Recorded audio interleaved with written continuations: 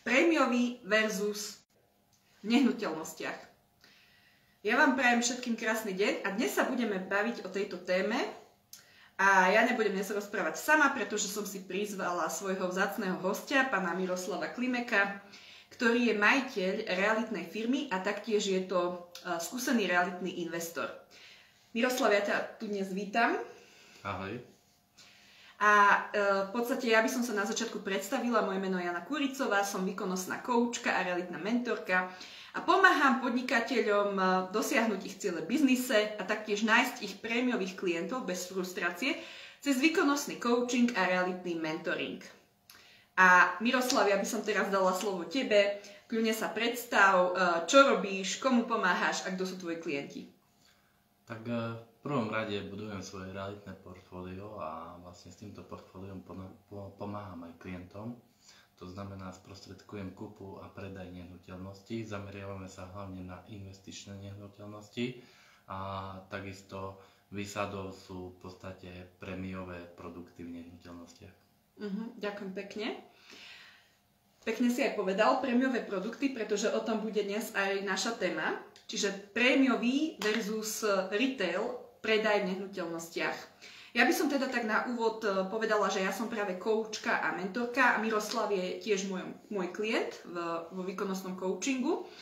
A ja sa špecializujem práve, ako som aj povedala na začiatku, na nájdenie prémiových klientov a celkovo ten prémiový predaj, aj nastavenie prémiového portfólia, produktov či služieb v rôznych oboroch. Ja mám teda najmä realitné, stavebné, technické IT obory.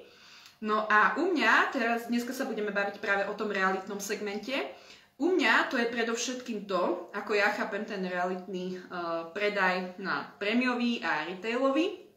Retailový je taký ten klasický, čiže za nejakú štandardnú cenu sa predáva nejaká štandardná hodnota, lebo ako vieme, tak financie sú tiež v podnikaní výmena hodnoty za hodnotu, čiže za hodnotu dostávame financie, čiže nejaký ten štandardnú hodnotu dávame za štandardnú cenu. A prémiový to je už niečo, čo je nadštandardné, čiže už je tam tá cena vyššia, ale zároveň sa odovzdáva oveľa vyššia hodnota. A je to niečo, že nie je to niečo také obyčajné pre masy ľudí a teda je to v podstate nie tých klientov až tak veľmi veľa, ale o to viac sa tam dá vlastne škálovať v tom prémiovom predaji. Takže to je niečo, ako ja vnímam a často teda pomáham práve majiteľom realitných firiem nastaviť ich celý ten prémiový biznis tak, aby teda mohli nájsť viac prémiových klientov, aby sa teda dostali na vyššie úrovne. Napríklad teraz predávajú jednotlivé nehnuteľnosti, domy, byty a chcú ísť na väčšie, napríklad miliónové nehnuteľnosti, ako sú budovy, administratívne hotely, penzióny a tak ďalej. Chcú toto predávať, len nevedia ako na to, no a ja im s tým pomáham. Takže toľko za mňa, čo sa týka ako realitnej mentorky, s čím ja pomáham v tom prémiovom predaji a teda je to moja obľúbená téma a teraz by som rada dala otázku môjmu hostovi Miroslavovi. Povedz mi ty, ako vnímaš ten prémiový a retailový predaj v nehnuteľnostiach? Tak ten retail predaj je hlavne o B2C, to znamená koncovým užívateľom. Nejaký, ako si povedala, štandardný produkt, ktorý je pre masy. Čo sa týka prémiového predaja, tak základom prémiového predaja je prémiový produkt. A väčšinou sa jedná o obchod B2B, to znamená medzi podnikateľmi alebo pre prémiového klienta. Áno, ďakujem pekne. Vedel by si uviesť aj nejaké také konkrétne príklady zo svojej praxe? Tak napríklad snom každého realitného makléra je získať developerský projekt. Samozrejme na ten developerský projekt nezíska hocikto, na to musí byť už skúsený maklér a vlastne aj ten mindset a tie skúsenosti a to know-how už potrebuje mať oveľa na vyššej úrovni. Takže získanie developerského projektu je ten premium, ale už rozpredávanie konkrétnych bytov jednotlivcom, tak už to je ten retail. Ďakujem pekne. A čo tebe napríklad fungovalo, aby ty si získal ten developerský projekt? Tak hlavne je to o vlastnom nastavení mysle, čiže ten obchodník musí byť vytrenovaný a musí z neho sršať tá stabilita. A vtedy vlastne aj tí prémioví klienti chcú s ním spolupracovať. Ďakujem pekne, ja sa trošku tohto chytím. Čo myslíš pod tou stabilitou? Tak stabilita vlastne vyplýva zo skúsenosti a znalosti a z nastavenia mysle.